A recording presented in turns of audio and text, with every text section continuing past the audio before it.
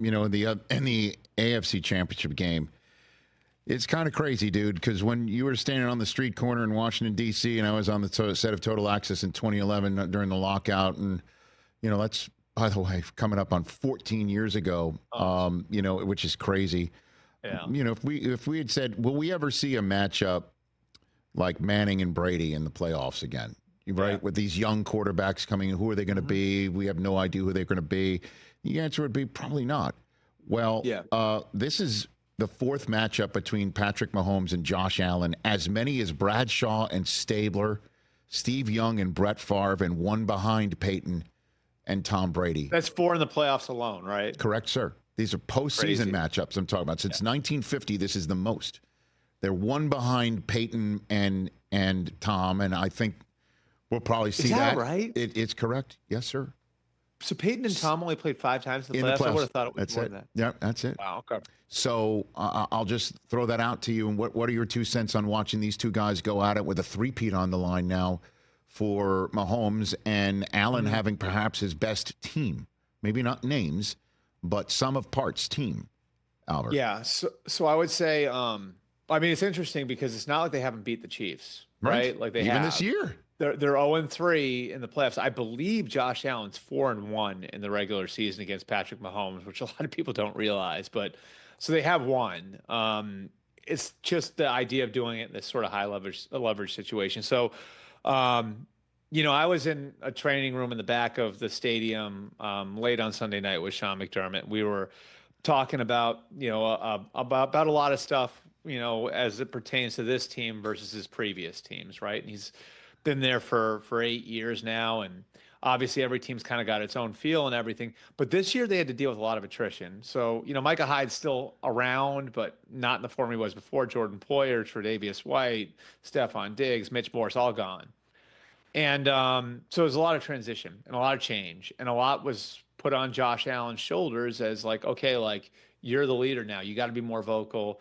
We're changing kind of the way that, like the way that you fit into the mosaic of the team. Like that's different now. And I think what's resulted from it that's really interesting is, Sean told me there's a real calm about this team. There's a real feeling that even if things don't work out in the moment, they're going to work out in the end. Because they're very focused on the process of getting there and doing the right thing over and over and over again. And it sounds like coaching cliches and all of that, but I do think like that idea of the calm about them, right? Like, could their playoffs have started any worse than it did, against Denver? Like what that looked like, right? They were able to ride that one out. Against the Ravens, it looked like that was kind of sketchy at the end too. Now they get the drop at the end, so that helps. But they're able to kind of weather the storm with the Ravens as well. He just like he said, like ultimately this team just has a real quiet confidence about it. Like it's going to be able to handle any circumstance that comes its way, no matter what. And I think that's important going into a setting like they're going to go into on Sunday against the Chiefs at Arrowhead, because I think if you get in those moments, right, and 3 bad things happen in a row, is it creeping into your head now? Here we go again, and there's 15 on the sideline, and there's the big guy in the red parka and the red hat, and oh God, we're screwed. You know what I mean? Or do you have that feeling that it's really going to work itself out? You just got to keep playing.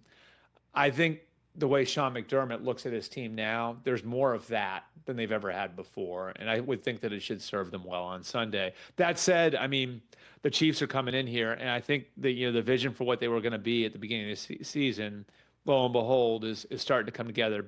They're going to be better at getting the ball downfield than they have been with Hollywood Brown and Xavier Worthy healthy. The defense is playing well. Chris Jones is rested. Travis Kelce looked, I think, more fresh than he has all year, against the Texans. So it's a steep mountain that the Bills have to climb, even if they do come in there with a better mindset than they've had. Catch the Rich Eisen Show every single day on the Roku channel, 12 to 3 Eastern, for free.